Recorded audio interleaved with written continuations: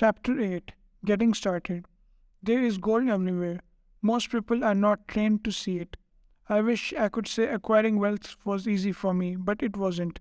So, in response to the question, how do I start? I offer the thought process I go through on day-to-day basis. It really is easy to find great deals. I promise you that. It's just like riding a bike. After a little wobbling, it's a piece of cake. But when it comes to money, it takes determination to get through the wobbling. That's a personal thing. To find $1 million deals of a lifetime requires us to call on a financial genius. I believe that each one of us has a financial genius within us. The problem is that our financial genius lies asleep, waiting to be called upon. It lies asleep because our culture has educated us into believing that the love of money is the root of all evil. It has encouraged us to learn a profession so that we can work for money, but failed to teach us how to have money work for us. It taught us not to worry about our financial future because our company or the government would take care of us when our working days are over. However, it is our children educated in the same school system who will end up paying for this absence of financial education. The message is still to work hard, earn money, and spend it. And when we run short, we can always borrow more. Unfortunately, 90% of the Western world subscribe to the above dogma simply because it's easier to find a job, work for money. If you are not one of the masses, I offer you the following 10 steps to awaken your financial genius. I simply offer you the steps I have personally followed. If you want to follow some of them, great. If you don't, make up your own. Your financial genius is smart enough to develop its own list. While in Peru, I asked a gold miner of 45 years how he was so confident about finding a gold mine. He replied, there is gold everywhere. Most people are not trained to see it. And I would say that it is true.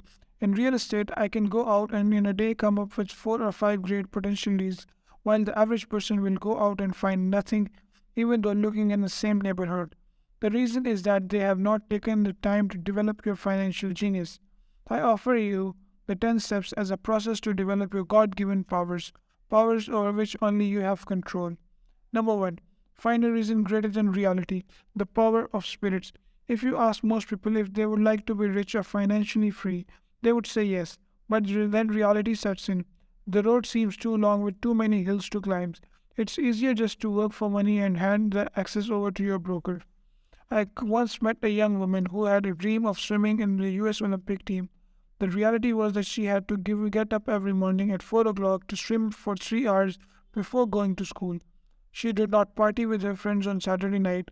She had to study and keep her grades up, just like everyone else. When I asked her what fueled her superhuman ambition and sacrifice, she simply said, I do it for myself and the people I love. It's love that gets me over the hurdles and the sacrifices. A reason or a purpose is a combination of wants and don't wants. When people ask me what my reason for wanting to be rich is, I tell them it's a combination of deep emotional wants and don't wants. I will list a few. First, the don't wants, for they create the wants. I don't want to work all my life. I don't want what my parents aspired for, which was job security and a house in the suburbs. I don't like being an employee. I hated that my dad always missed my football games because he was so busy working on his career. I hated it when my dad worked hard all his life and the government took most of what he worked for his deathbed. He could not even pass on what he worked so hard for when he died. The rich don't do that. They work hard and pass it to their children. Now, the wants. I want to be free to travel the world and live in the lifestyle I love. I want to be young when I do this. I want to simply be free. I want control over my time and my life. I want money to work for me. Those are my deep seated emotional reasons. What are yours? If they are not strong enough, then the reality of road ahead may be greater than your reason. I have lost money and been set back many times, but it was deep emotional reasons that kept me standing up and going forward. I wanted to be free by the age of 40, but it took me around when I was 45, with many learning experiences along the way. As I said, I wish I could say it was easy. It wasn't, but it wasn't that hard either. I've learned that without a strong reason or a purpose, anything in life is hard. If you do not have a strong reason, there is no sense of reading further. It will sound like too much work. Number 2, make daily choices, the power of choice. Choice is the main reason people want to live in a free country. We want the power to choose. Financially, with every dollar we get in our hands, we hold the power to choose our future, to be rich, poor, or middle class. Our spending habits reflect who we are. Poor people simply have poor spending habits. The benefit I had as a boy was I loved playing Monopoly constantly. Nobody told me Monopoly was only for kids. I just kept playing the game as an adult. I also had a rich dad who pointed out to me the difference between an asset and a liability. So, a long time ago, as a little boy, I chose to be rich, and I knew that all I had to do was to learn to acquire assets, real assets. My best friend Mike had an asset column handed to him, but he still has to choose to learn to keep it. Many rich families lose their asset in the next generation simply because there was no one trained to be a good steward over their assets. Most people choose not to be rich. For 90% of the population, being rich is too much of a hassle. So they invent things such as I'm not interested in money, I'll never be rich, I don't have to worry, I'm still young. When I make some money, then I'll think about my future. My husband wife handles the finances. The problem with those statements is that they rob the person who chooses to think such thoughts of two things. One is time, which is your most precious asset. The second is learning. Having no money should not be an excuse to not to learn, but there is a choice we all make daily. The choice of what we do with our time, our money, and what we put in our heads. That is the power of choice. All of us have choice. I just choose to be rich and I make that choice every day. Invest first in education. In reality, the only real asset you have is your mind, the most powerful tool we have dominion over. Each of us has the choice of what we put in our brain. Once we're old enough, you can watch TV, read golf magazines, or go to ceramic classes or a class on financial planning. You choose. Most people simply buy investments rather than first investing in learning about investing. A friend of mine recently had her apartment burglarized. The thieves took her electronics and left all the books. And we all have that same choice. 90% of the population buys TV sets and only about 10% buys business books. So what do? I go to seminars. I like it when they are at least 2 days long because I like to immerse myself in a subject. In 1973, I was watching this guy on TV who was advertising a 3 day seminar on how to buy real estate for nothing down. I spent $385, and that course has made me at least $2 million, if not more. But more importantly, it brought me life. I don't have to work for the rest of my life because of that one course. I go to at least two each courses every year. I love CDs and audiobooks. The reason I can easily review what I just heard. I was listening to an investor say something I completely disagreed with. Instead of becoming arrogant and critical, I simply listened to the 5 minute stretch at least 20 times, maybe more. But suddenly, by keeping my mind open, I understood why he said what he said. It was like magic. I felt like I had a window into the mind of one of the greatest investors of our time. I gained tremendous insight into the vast resources of his education and experience. The net result, I still have the old way I used to think, and I now have a new way of looking at the same problem or situation. I have two ways to analyze a problem or a trend, and that is priceless. Today, I often say, how would Donald Trump do this, or Warren Buffett, or George Soros? The only way I can access their vast mental power is to be humble enough to read or listen to what they have to say. Arrogant or critical people are often people with low self esteem who are afraid of taking risks. That's because if you learn something new, you are then required to make mistakes in order to fully understand what you have learned. If you have read this far, arrogance is not one of your problems. Arrogant people rarely read or listen to experts. Why should they? They are the center of the universe.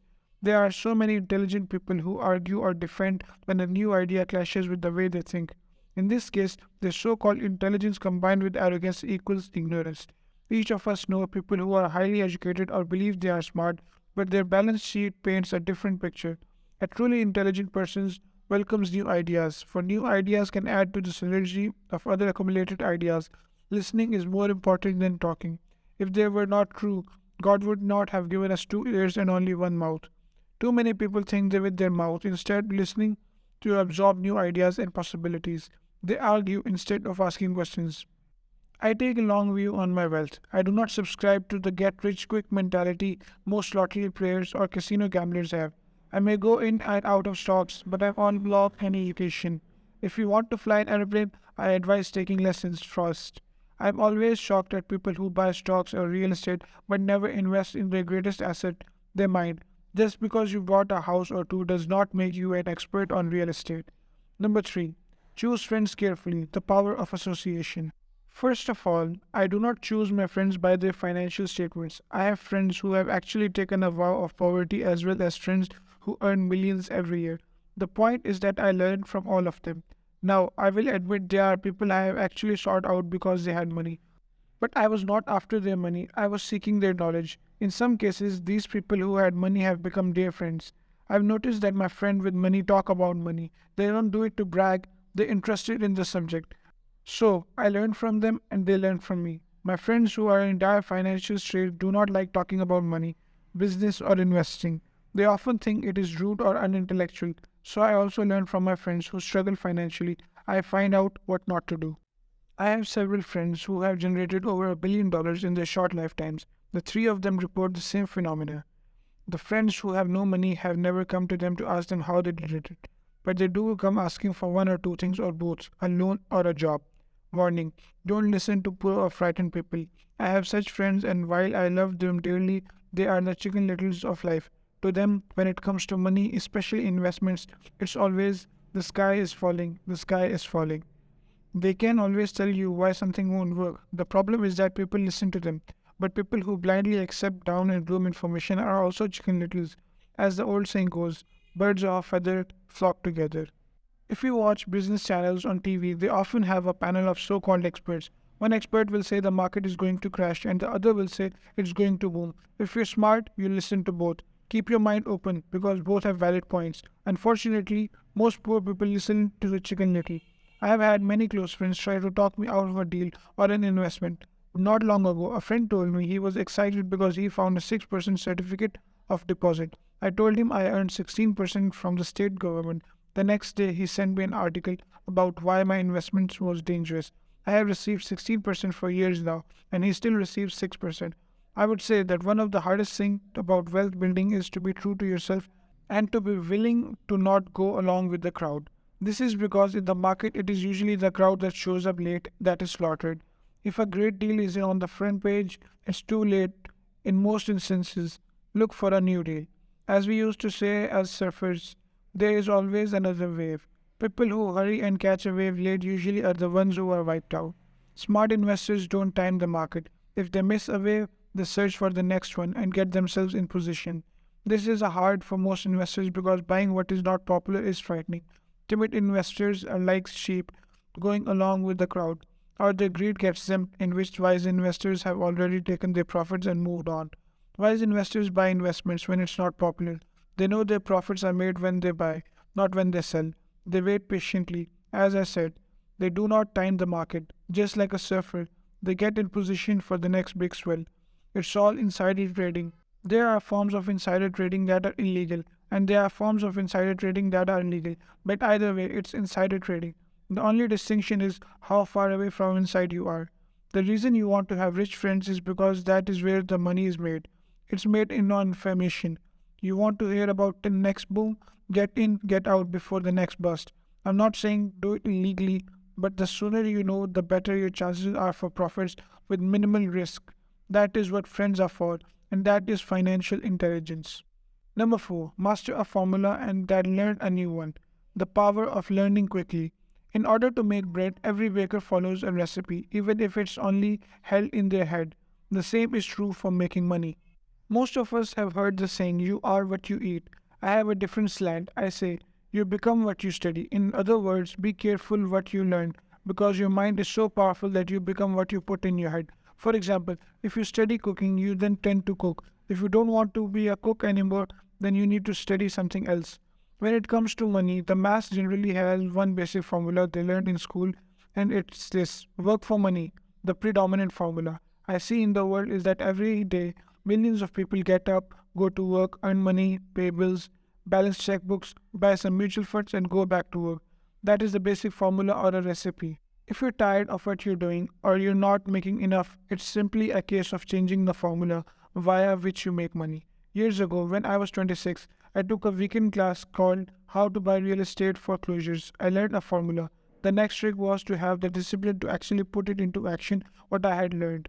That is where most people stop. For 3 years while working for the Xerox, I spent my spare time learning to master the art of buying foreclosures. I've made several $1 million using that formula. So after I mastered that formula, I went in search for other formulas. For many of the classes, I did not directly use the information I learned, but I always learned something new. I have attended classes designed for derivative traders, commodity option traders, and archaeologists. I was way out of my league, being in a room full of people with doctorates in nuclear physics and space science. Yet, I learned a lot that made my stock and real estate investing more meaningful and lucrative. Most junior colleges and community colleges have classes on financial planning and buy traditional investments. They are good places to start, but I always search for faster formula. That is why on a fairly regular basis I make more in a day than many people will make in their lifetime. Another side note, in today's fast changing world, it's not so much what you know anymore that counts, because often what you know is old. It is how fast you learn. That skill is priceless. It's priceless in finding faster formulas, recipes if you will. For making dough, working hard for money is an old formula born in the day of cavemen. Number 5. Pay yourself first. The power of self discipline. If you cannot get control of yourself, do not try to get rich. It makes no sense to invest, make money, and blow it. It is the lack of self discipline that causes most lottery winners to go broke soon after winning millions. It is the lack of self discipline that causes people who get a raise to immediately go out and buy a new car or to take a cruise. It is difficult to say which of the 10 steps is the most important, but of all steps, this step is probably the most difficult to master if it is not already a part of your makeup. I would venture to say that the personal self discipline is the number one delineating factor between the rich and the poor and the middle class. Simply put, people who have low self esteem and low tolerance for financial pressure can never be rich. As I have said, a lesson learned from my rich dad was that world will push you around. The world pushes people around not because the other people are bullies, but because the individual lacks internal control and discipline. People who lack internal fortitude often become victims of those who have self-discipline. In the entrepreneur classes I teach, I constantly remind people to not focus on their product, services, or widget, but to focus on developing management skills. The three most important management skills necessary to start your own business are management of number 1, cash flow, number 2, people, number 3, personal time. I would say that skills to manage these three apply to anything, not just entrepreneurs. The three matter in the way you live your life as individual or as part of a family, a business, a charitable organization, a city, or a nation. Each of these skills is enhanced by mastery of the self-discipline. I do not take the saying, pay yourself first lightly. The statement, pay yourself first, comes from George Classon's book, The Richest Man in Babylon. Millions of copies have been sold, but while millions of people freely repeat the powerful statement, few follow the advice. As I said, financial literacy allows one to read numbers, and numbers tell the story. By looking at a person's income statement and a balance sheet, I can readily tell to see if people who spout the words pay yourself first actually practice what they preach. A picture is worth 1,000 words. So let's review the financial statements of people who pay themselves first against someone who doesn't. Study the diagrams and see if you can pick some distinction. Again, it has to do with understanding of the cash flow, which tells the story. Most people look at the numbers and miss the story. Do you see it? The diagram reflects the actions of an individual who chooses to pay themselves first. Each month, they allocate money to their asset column before they pay their monthly expenses. Although billions of people have to read the Classon's book and understand the word pay yourself first, in reality, they pay themselves last. Now I can hear the howls from those of you who sincerely believe in paying your bills first, and I can hear all the responsible people who pay their bills on time. I am not saying be responsible and not pay your bills. All I'm saying is do what the book says, which is pay yourself first, and the previous diagram is the correct accounting picture of that action. If you can truly begin to understand the power of cash flow, you will soon realize that it is wrong with the previous diagram, or why 90% of people work hard all their lives and need government support like Social Security when they are no longer able to work. Kim and I had many bookkeepers, accountants, and bankers who had the major problem with this way of looking at pay yourself first. The reason is that these financial professionals actually do what masses do. They pay themselves last. There have been times in my life when, for whatever reason, cash flow was far less than my bills. I still paid myself first. My accountant and bookkeeper screamed in panic. They're going to come after you. The IRS is going to put you in jail. You're going to ruin your credit rating. They'll cut off the electricity. I still paid myself first. Why, you ask? Because that's what the story, the richest man in Babylon, was all about, the power of self discipline and the power of internal fortitude. As my rich dad taught me the first month I worked for him, most people allow the world to push them around. A bill collector calls and you pay, or else a sales clerk says, "Oh, just put it on your charge card." Your real estate agent tells you, "Go ahead." The government allows you a tax deduction on your home. That is what the book is really about, having the guts to go against the tide and get rich. You may be weak, but when it comes to money, many people would get wimpy. I am not saying be irresponsible. The reason I don't have high credit card debt and do that debt is because I pay myself first. The reason I minimize my income is because I don't want to pay it to the government. That is why my income comes from my asset column through a Nevada corporation. If I work for money, the government takes it. Although I pay my bills last, I am financially astute enough to not get into tough financial situations. I don't like consumer debts. I actually have liabilities that are higher than 99% of the population, but I don't pay for them. Other people pay for my liabilities. They're called tenants. So, rule number one is paying yourself first. Do not get into consumer debt in the first place. Although I pay my bills last, I set it up to have only small unimportant bills that are due. When I occasionally come up short, I still pay myself first. I let the creditors and even the government scream. I like it when they get tough. Why? Because those guys do me a favor. They inspire me to go out and create more money. So I pay myself first, invest the money, and let the creditors yell. I generally pay them right away anyway. Kim and I have excellent credit. We just don't cave in to the pressure and spend our savings or liquidate stocks to pay for consumer debt. That is not too financially intelligent. To successfully pay yourself first, keep the following in mind. Number one, don't get into larger debt positions that you have to pay for. Keep your expenses low. Build up asset first, then buy the big house or nice car. Being stuck in the rat race is not intelligent. Number two, when you come up short, let the pressure build and don't dip into your saving or investment. Use the pressure to inspire your financial genius to come up with new ways of making more money, and then pay your bills. You will have increased your ability to make more money as well as your financial intelligence. So many times I have gotten into financial hot water and used my brain to create more income while staunchly defending the asset in my asset column. My bookkeeper has screamed and dived for cover, but I was like a good soldier defending the fort assets. Poor people have the poor habits. The common bad habit is innocently calling dipping into saving. The rich know that saving are only used to create more money, not to pay bills. I know that sounds tough, but as I said, if you're not tough inside, the world will always push you around anyway. If you do not like financial pressure, then find a formula that works for you. A good one is to cut expenses, put your money in the bank, pay more than your fair share of income tax, buy safe mutual funds, and take the vow of average. But this violates the pay yourself first rule. This rule does not encourage self sacrifice or financial abstinence. It doesn't mean pay yourself first and starve. Life was meant to be enjoyed. If you call on your financial genius, you can have all the goodies of life, get rich, and pay bills. And that is financial intelligence. Number six, pay your brokers well. The power of good advice. Sometimes I see people posting a sign in front of their house that says, "For sale by owner," or I see people on TV claiming to be discount brokers. My rich dad taught me to take opposite approach. He believed in paying professionals well, and I have adopted that policy also. Today I have expensive attorneys, accountants, real estate brokers, and stock brokers. Why? Because if, and I do mean if, the people are professionals, their services should make you money, and the more money they make, the more money I make. We live in information age. Information is priceless. A good broker should provide you with information as well as take time to educate you. I have several brokers who do that for me. Some taught me when I had little or no money, and I am still with them today.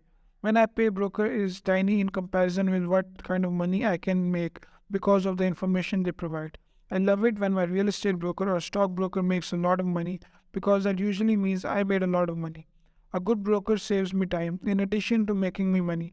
Like when I bought the vacant land for $9,000 and sold it immediately for over $25,000 so I could buy my Porsche quicker.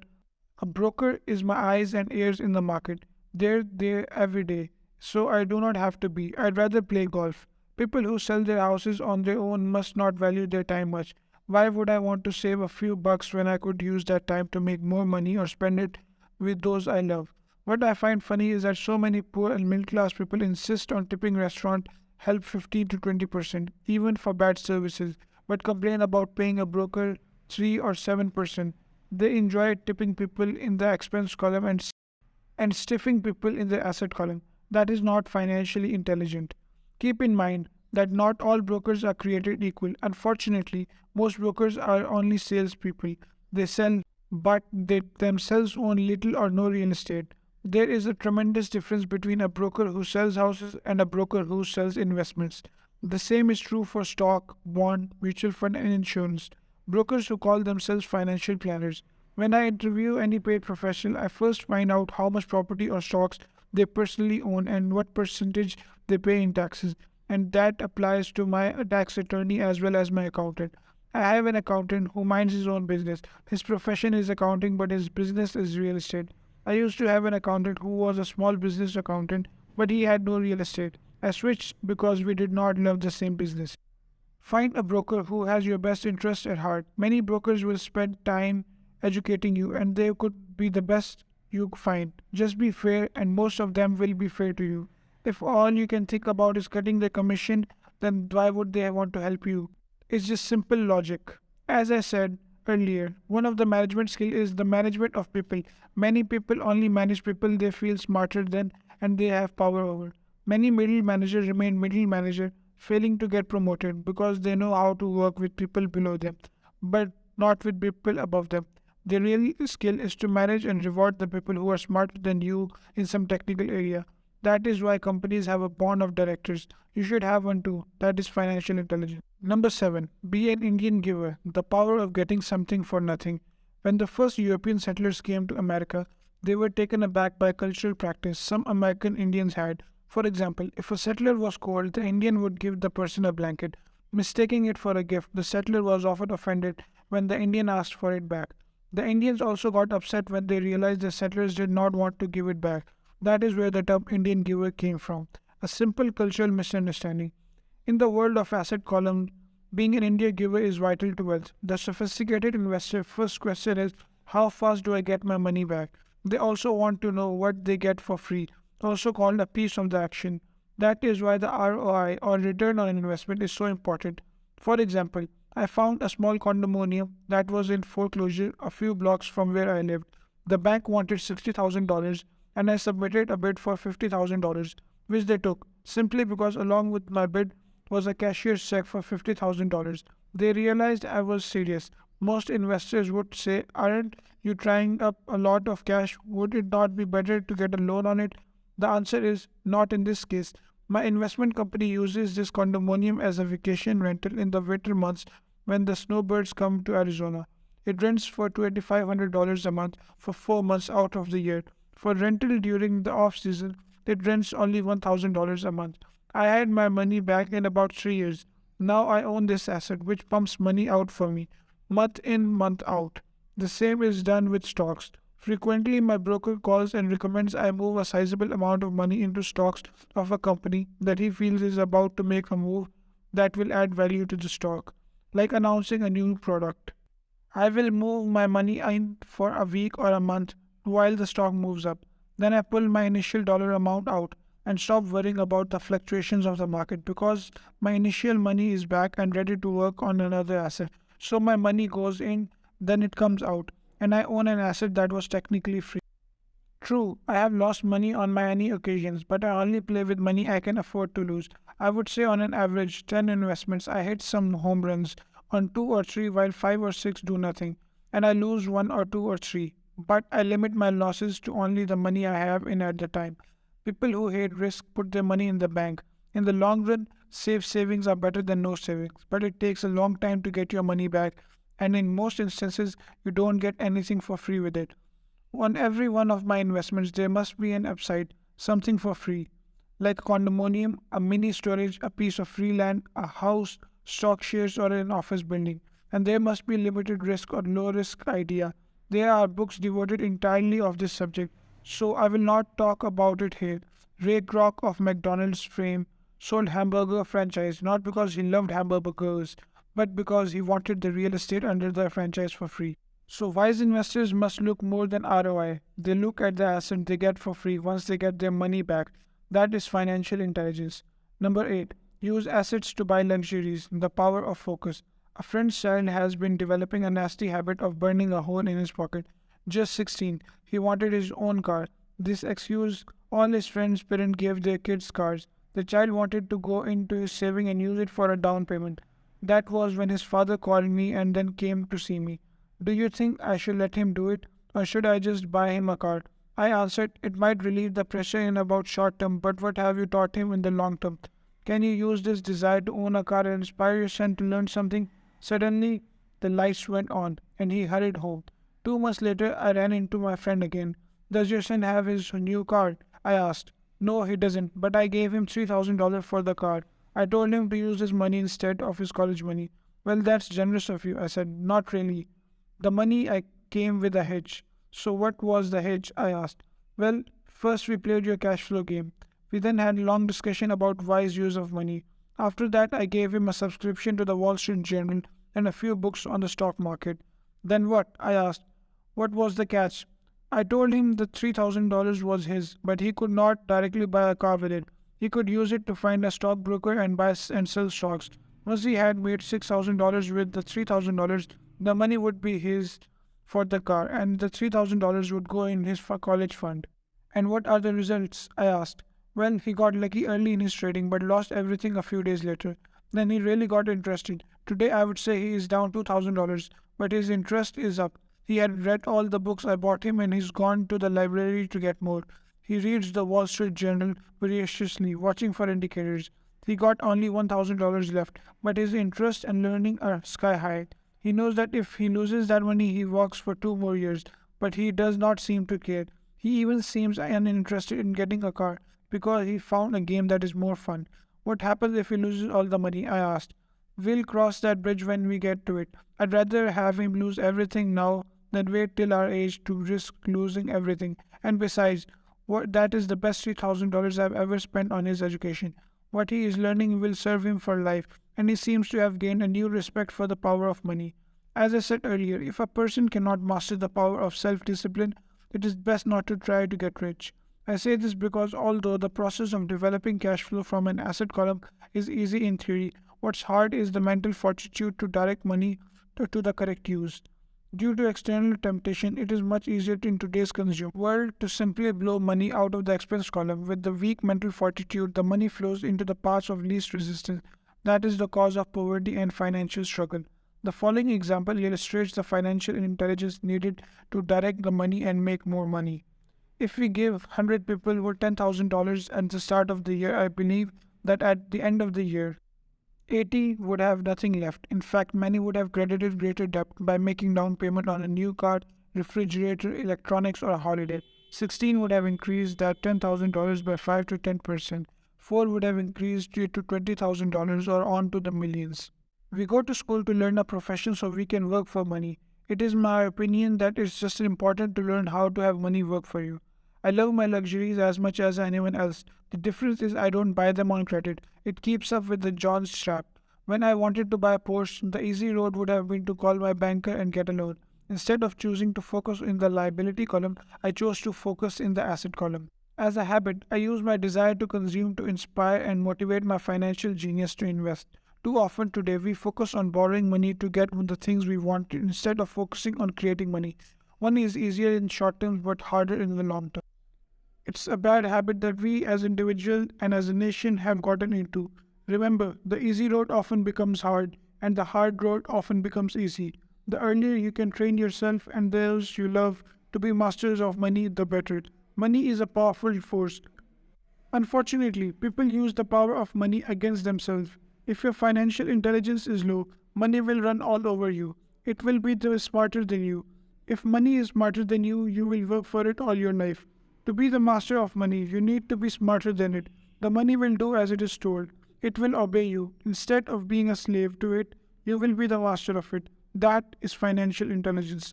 Number 9. Choose heroes. The power of myth.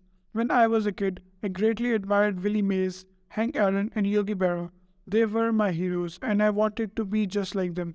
I treasured their baseball cards. I knew their stats, the RBIs, the errors, the batting averages, how much they got paid, and how they came up from the minor leagues. As a 9-year-old kid, when I stepped up to bat or played for the first base or catcher, I wasn't me. I pretended I was a famous baseball player. It's one of the most powerful ways we learn, and we often lose that as adults. We lose our heroes. Today, I watch young kids playing baseball near my home. On the court, they're not little Johnny. They're pretending to be their favorite baseball hero. Copying or emulating heroes is true power learning. I have new heroes as I grow older. I have golf heroes and I copy their swings and to do my best to read everything I can about them. I also have heroes such as Donald Trump, Warren Buffett, Peter Lynch, George Soros, and Jim Rogers. I know their stats just like I knew the errors and RBIs of my childhood baseball heroes. I follow what Warren Buffett invests in, and I read anything I can about his point of view on the market and how he chooses stocks. And I read about Donald Trump, trying to find out how he negotiates and puts deals together. Just as I was not me when I was up to bat, when I'm in the market or I'm negotiating a deal, I'm subconsciously acting with the bravado and confidence of Trump.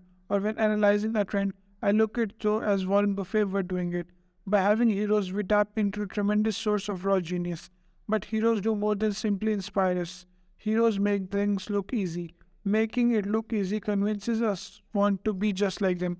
If they can do it, so can I. When it comes to investing, too many people make it sound hard. Instead, find heroes who make it look easy.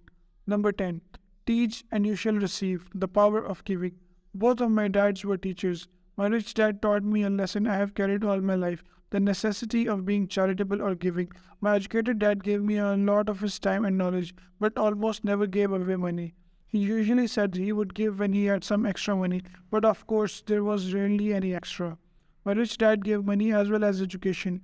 He believed firmly in teaching. If you want something, you first need to give. He would always say when he was short on money, he gave money to his church or to his favorite charity. If I could leave one single idea with you, it is the idea. Whenever you feel short or in need of something, give what you want first and it will come back in buckets. That is true for money, a smile, love, or friendship. I know it is often the last thing a person may want to do, but it has always worked for me. I trust that the principle of reciprocity is true, and I give what I want. I want money, so I give money, and it comes back in multiples. I want sales, so I help someone else sell something, and sales come to me. I want contacts, I help someone else get contacts. Like magic, contacts come to me. I heard a saying years ago, and that when God does not need to receive, but humans need to give. My rich dad would often say, poor people are more greedy than rich people. He would explain that if a person was rich, that person was providing something that other people wanted. In my life, whenever I have felt needy or short of money or short of help, I simply went out or found in my heart what I wanted and decided to give it first. And when I gave, it always came back. It reminds me of the story of the guy sitting with firewood in his arms on a cold, freezing night. He is yelling at the pot bare-lived stove. When you give me some heat, then I'll put some wood in you. And when it comes to money, love, happiness, sales, and contacts, all one needs is to remember is to give first. Often just the process of thinking what I want and how I could give that to someone else breaks free a torrent of bounty.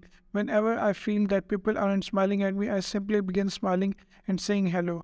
Like magic, the next thing I know, I'm surrounded by smiling people. It is true that your world is only a mirror of you. So that's what I say, teach and you shall receive. I have found that the more I teach those who want to learn, the more I learn. If you want to learn about money, teach it to someone else. A torrent of new ideas and finer distinctions will come in. There are times when I have given and nothing has come back, or when I have received is not what I wanted. But upon closer inspection and soul searching, I was often giving to receive in those instances, instead forgiving for the joy that giving itself brings.